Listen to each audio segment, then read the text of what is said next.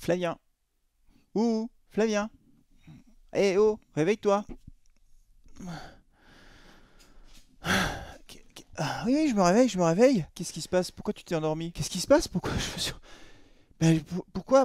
En fait, je regardais le mercato de la SS, là, j'étais en train de regarder tout ce qui se passe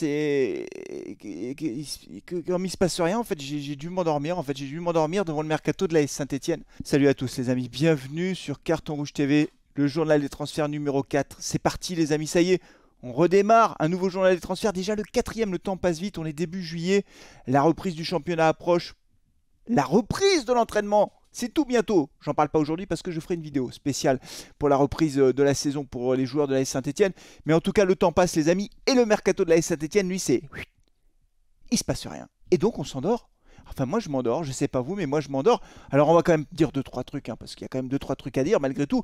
Là vous dites dans votre tête, vous dites quand même, Flavien, faire une vidéo sur le mercato de la SS, alors qu'il se passe rien, parler de rien, mais en parler quand même, c'est pas donné à tout le monde. Et ça mérite le like d'entrée de jeu et l'abonnement pour ceux qui sont pas abonnés. Bah oui, il faut m'encourager quand même, parce que là, il faut quand même une forme de résilience pour faire des vidéos sur rien. Mais vous allez voir, j'ai quand même 2-3 trucs à dire, vous me connaissez.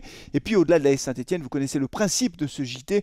Nous évoquerons également le mercato en Ligue 1, ce qui se passe en Ligue 1, et puis peut-être même ce qui se passe ailleurs en Ligue 2. Ouais, parce qu'on va parler un petit peu de Sochaux. Allez, c'est parti, jingle!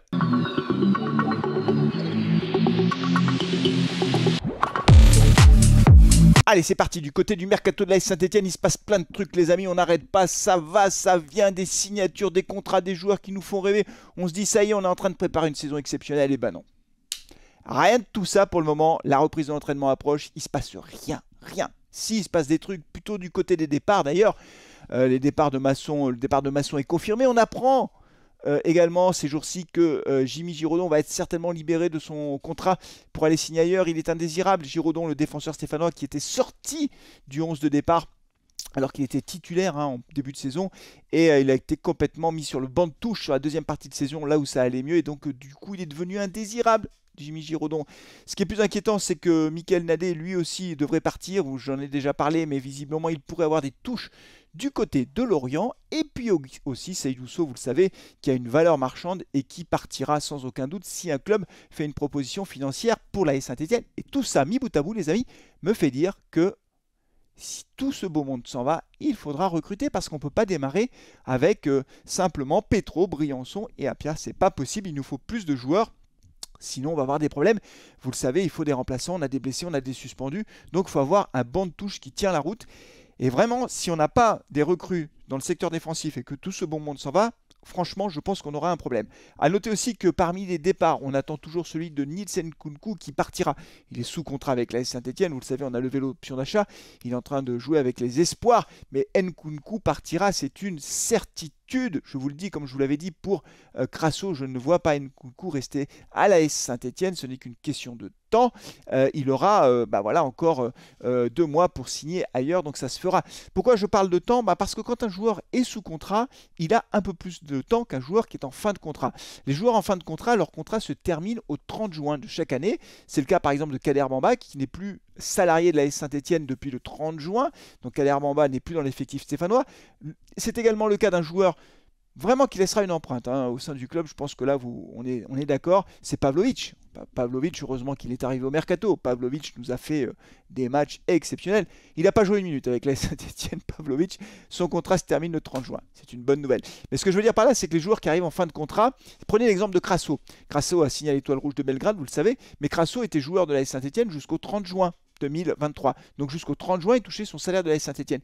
Si un joueur ne signe pas, qu'il est en fin de contrat au 30 juin, mais qui ne signe pas dans un autre club avant le 30 juin, en fait, il n'a plus de contrat, il n'a plus de club, il n'a plus de salaire. Ça veut dire que s'il signe, par exemple, je dis n'importe quoi, fin août, en juillet, il n'a pas de club, il n'a pas de salaire, et en août, il n'a pas de club, il n'a pas de salaire. Donc ça veut dire que les joueurs en fin de contrat sont assez pressés de signer des contrats avant le 30 juin pour continuer à avoir une feuille de paye au mois de juillet, tout simplement.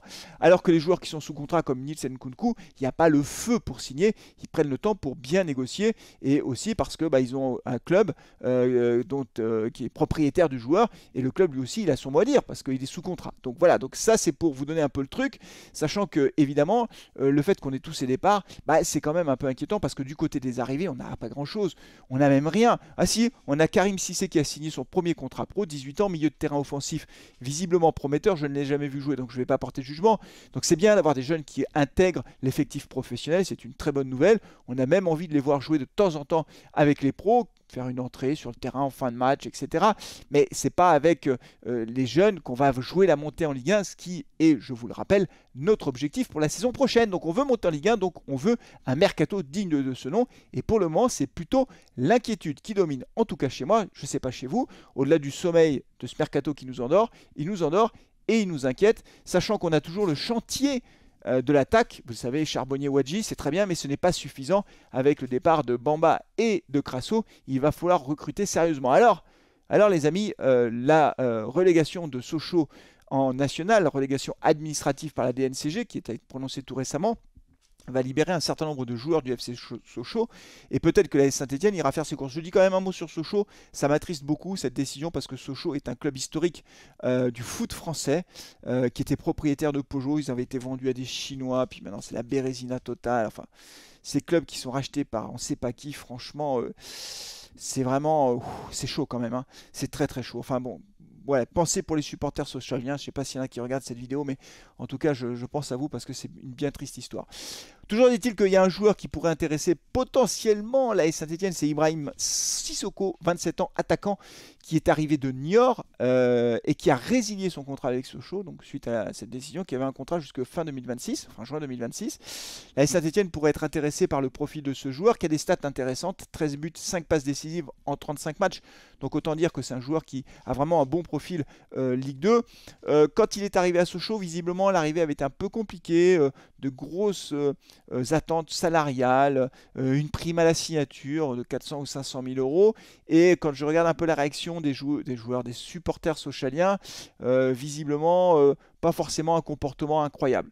Alors moi je ne sais pas quel est son comportement dans le vestiaire, ce que je sais simplement, et ça je pense que vous êtes d'accord avec moi, c'est que plutôt que de recruter un mec qui va être nonchalant, qui va pourrir l'ambiance dans le vestiaire, qui va emmerder tout le monde et qui va dégrader l'ambiance au sein du groupe, je crois qu'il vaut mieux s'abstenir. Même si le mec il te plante 15 buts par match mais qu'il te plante le vestiaire, franchement c'est pas utile. Alors je sais pas si c'est le cas d'Ibrahim Sissoko, honnêtement j'en sais rien du tout. Voilà, mais je mets juste ce petit point d'interrogation. Attention, attention à pas recruter des mecs qui mettent la panique au sein du vestiaire. C'est tout pour la Saint-Etienne. Ah bah oui. Oui, en même temps, je peux pas inventer un mercato, je peux pas inventer des rumeurs de transfert. Je suis désolé, hein, je fais ce que je peux avec ce que j'ai. Hein. Donc, dites-moi, est-ce que c'est pas mal ou pas de parler autant en n'ayant rien quand même, voilà. Encore une fois, vous pouvez liker la vidéo si vous ne l'avez pas fait, mais beaucoup d'entre vous l'avaient fait. Nous allons monter d'un étage, nous allons aller en Ligue 1.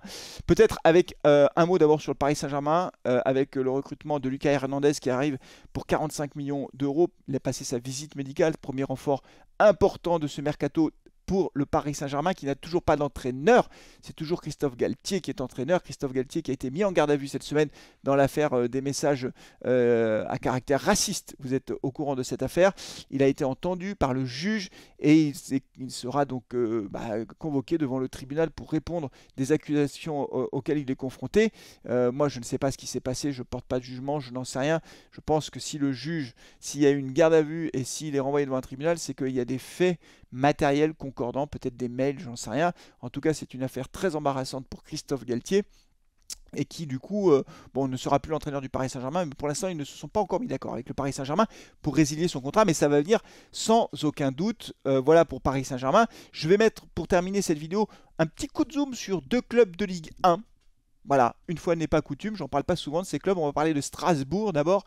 Strasbourg qui a été racheté par propriétaire du club anglais Chelsea pour 75 millions d'euros. Voilà, un club de Ligue 1 pour 75 millions d'euros, un beau club de Ligue 1 avec un beau stade, un beau potentiel. Première décision des actionnaires, Fred Antonotti a dégagé.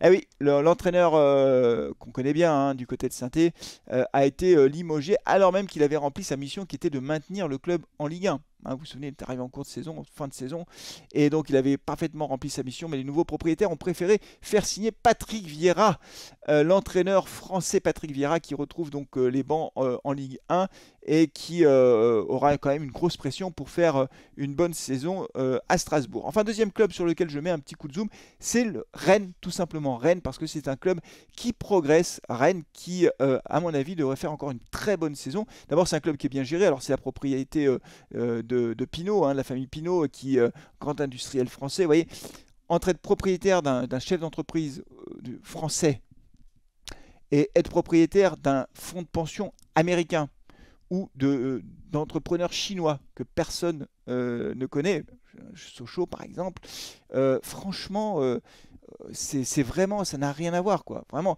Rennes, ils ont un bon actionnaire qui, dans le temps, est stable, vous voyez, et qui garantit des moyens importants. Et ces moyens permettent à Rennes de jouer le haut du tableau. Alors, ils ont fait signer Le Fée, qui arrive de Lorient, très très bon joueur de 23 ans, pour 20 millions d'euros, un gros transfert. Et ce n'est pas tout. On attend également l'arrivée de Ludovic Blas, le Nantais, excellent joueur. J'aime beaucoup, beaucoup Blas. C'est un très très bon joueur, peut-être pour 20 millions d'euros. Vous voyez, ce sont des transferts qui sont importants hein, à l'échelle de la Ligue 1. Mais Rennes est en train de se renforcer comme ça, tranquillement. Un club qui est bien géré, qui avance, qui progresse et qui va, à mon avis, cette année, jouer le haut du tableau. En tout cas, je pense qu'il faudra compter sur cette équipe de Rennes pour la saison prochaine. S'il y a des supporters rennais, vous me le dites en commentaire. Vous me dites si vous êtes content de la façon dont votre club est géré et si vous êtes content du mercato. Parce que il y a des gens, ils arrivent, ils signent des contrats. Voilà. Ah, combien je veux? Oui, je signe mon contrat. Nous, pour l'instant, non, on n'a pas ça. Mais peut-être cette semaine, ça peut aller vite. En tout cas, il va falloir se grouiller, hein, parce que la reprise de l'entraînement, c'est bientôt, et qu'on n'a toujours pas l'effectif au complet, qu'on a des trous dans la raquette, donc ça y est, commence à y avoir le feu. Ça m'inquiète un peu, les amis. C'est tout pour aujourd'hui, on se retrouve très vite pour une vidéo spéciale reprise de l'entraînement de l'AS Saint-Etienne. D'ici là, prenez soin de vous, de vos proches, et allez les Verts, ciao.